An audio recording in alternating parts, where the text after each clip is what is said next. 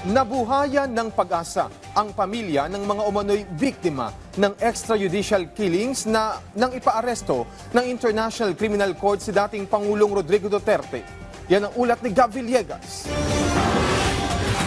Ikinatuwa ng mga kaanak ng mga biktima ng extrajudicial killings ng Duterte administration at mga human rights lawyers ang pag-aresto kay dating Pangulong Rodrigo Duterte ng International Criminal Court. Para kay Jane Lee na byuda ng napatay sa madugong drug war, matagal umano niyang inantay na maaresto si dating Pangulong Duterte. Hinahanda ko na po talaga yung sarili ko.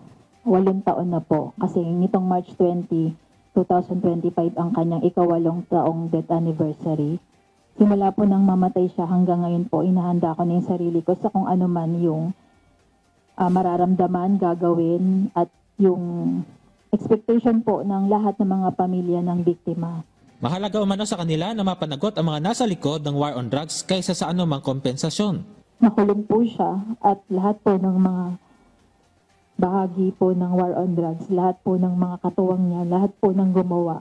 Tingin ko po yung isang buhay ay sapat na para papanagutin po yung nag-utos at gumawa.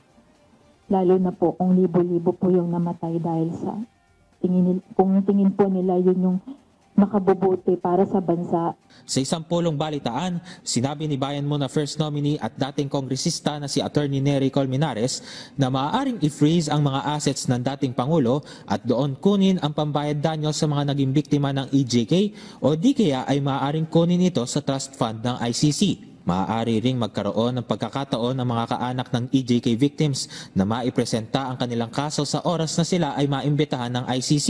Pero hindi ito magiging madali dahil sa magastos ang pagbiyahe ng mga tetestigo laban kay dating Pangulong Duterte. Initial lang ito na step to accountability. Hindi pa ito yung buo kasi may trial pa at sana naman mabigyan ng puwang ang mga pamilya ng biktima na makapagsalita din sa ICC at malabas ang kanilang hinaing, kanilang ebidensya at makatulong sa pag-ensure na ma-hold to account ang taong nag-utos na paslangin yung mga kaanak nila at iba pang libo-libong mga drug suspects na sinasabi.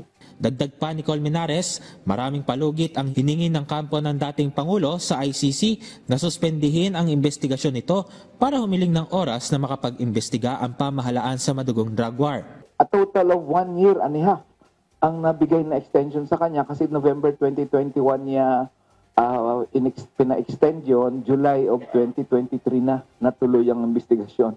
Lahat na nag-execute, kay member ka ng police, o other persons ka na hindi member ng police, pwede kang ma-warrant of arrest sa ICC at malamang sa hindi, matutuloy ka rin doon sa kulungan, whether sa ICC or another country na pwede kang ikulong or pwede rin sa Pilipinas kung papayag yung Pilipinas.